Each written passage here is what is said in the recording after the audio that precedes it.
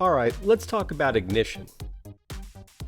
First and foremost, your ECU expects the distributor, CAS, or whatever adjustable timing device you've got to be in the right place. So always, and I mean always, synchronize your timing with a timing light before touching anything else. Now, the main factors that determine optimal timing are mechanical. Things like combustion chamber volume, shape, and design.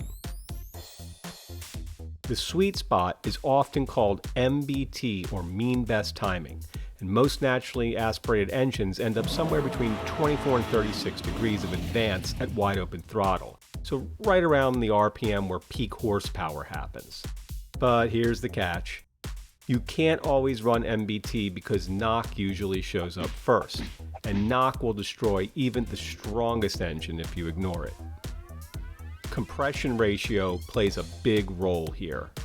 Higher compression engines need less timing, and they're more likely to be knock limited. Forced induction engines also need less timing as the boost goes up, and they're definitely more prone to knock. Camshafts matter too. Big, aggressive cams usually let you run timing closer to ideal compared to smaller cams. Higher octane fuels and race gas also help you run closer to MBT. Now, there's some general trends worth remembering. At a fixed RPM, the engine will usually require less timing at a higher load. At the same RPM and load, a leaner mix usually needs more timing. That's one reason slightly richer mixtures can be helpful. They burn faster, so you don't need as much spark advance. Of course, you go too rich and you'll run into other problems. And as RPM climbs at a steady load, the engine usually needs more timing until peak horsepower. And that's where timing tends to level off.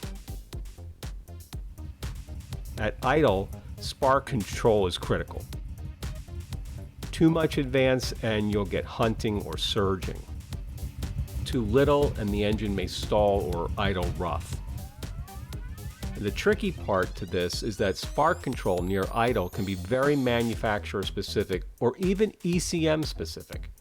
And when it comes to actually tuning the ignition, reading spark plugs can give you some clues, but the best way is to use instantaneous acceleration data, or a dyno while watching for knock.